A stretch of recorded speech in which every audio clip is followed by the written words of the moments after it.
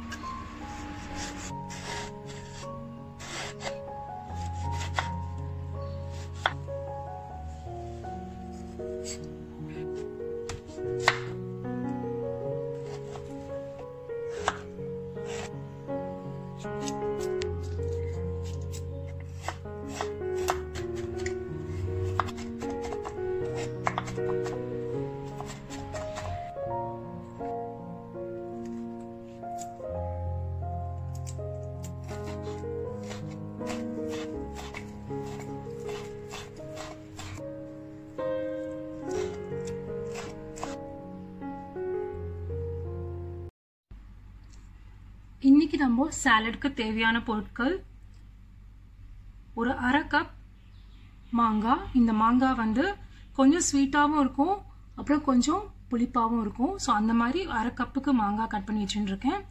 அப்புறமா ஒரு 3/4 கப்பு சக்கரவள்ளி கிழங்கு பாயில் பண்ணி வச்சுட்டேன் ஆல்ரெடி. அப்புறமா கேப்சிகம் ஒரு 3/4 கப், இதை கட் பண்ணி வச்சுருக்கேன் குட்டி குட்டியாக. அப்புறமா கிரீன் டொமேட்டோ, அதாவது பழுக்காத தக்காளி, இதுவும் வந்து ஒரு அரை கப்லேருந்து 3/4 கப் சைஸில் இருக்குது. அப்புறமா பொடி பொடியாக நறுக்கி வச்ச ஃப்ரெஷ் மஞ்சள்.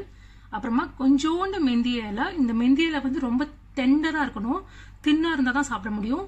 திக்காக இருந்தால் ரொம்ப கசக்கும், சாப்பிடவும் முடியாது. இது ஜஸ்ட் கொஞ்சோண்டு, இது வந்து ஆப்ஷனல் தான். அப்புறம் கொஞ்சோண்டு ஸ்ப்ரிங் ஆனியன், அதோட லீஃபும் சேர்த்து. இது தவிர 2 இட்லி, இது வந்து எனக்கு லெஃப்ட் ஓவர் இட்லி, அதனால இதுவும் நான் சேர்த்து மிக்ஸ் பண்ண போறேன். இந்த இட்லி போட்டாதான் இது நமக்கு வந்து ஃபில்லிங்கா இருக்கும். நான் யூஸ்வலா என்னோட மற்ற சாலட் வீடியோஸ்ல கொண்டக்கடலை அந்த மாதிரி எதாவது போடுவேன், ஏன்னா அதெல்லாம் போட்டால் தான் ஃபில்லிங்கா இருக்கும். ஸோ அதை வந்து ரீப்ளேஸ் பண்றதுக்கு நம்ம இந்த இட்லியை யூஸ் பண்றோம். சப்போஸ் உங்ககிட்ட இட்லி இல்லை அப்படின்னா நீங்க கொண்டக்கடலை கூட ரீப்ளேஸ் பண்ணிக்கலாம். அடுத்தது இது தக்காளி சட்னி. நீங்க எந்த வெரைட்டி ஆஃப் தக்காளி சட்னி யூஸ் பண்ணிக்கலாம். நான் ஏன் வந்து மற்ற மாதிரி பெப்பர் அதெல்லாம் ஆட் பண்ணலன்னா, இட்லிக்கு இதை மிக்ஸ் பண்ணா ரொம்ப நல்லா இருக்கும். ஸோ அதனால அந்த காம்பினேஷன் வேணும் அப்படிங்கறதுனால ஒரே 1 டேபிள் ஸ்பூன் தக்காளி சட்னி. இதை நீங்க வந்து ஜாஸ்தி கூட போட்டுக்கலாம், இது வந்து உங்களோட பர்சனல் ப்ரிஃபரன்ஸ்.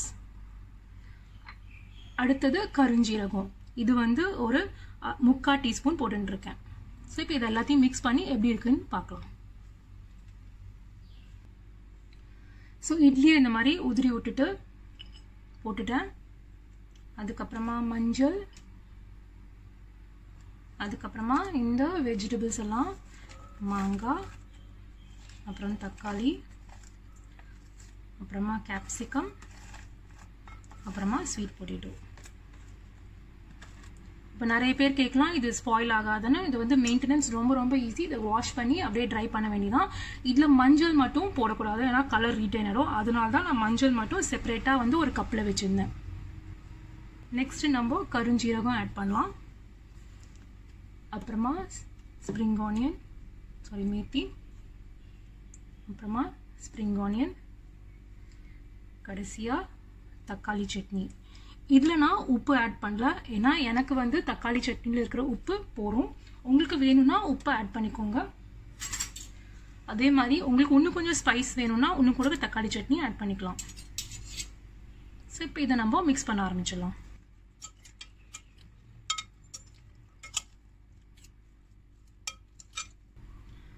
இதில் நான் கொஞ்சோண்டு கொரியாண்டர் லீவ்ஸ் ஆட் பண்ணுறேன். இதுவும் ஆப்ஷனல் தான்.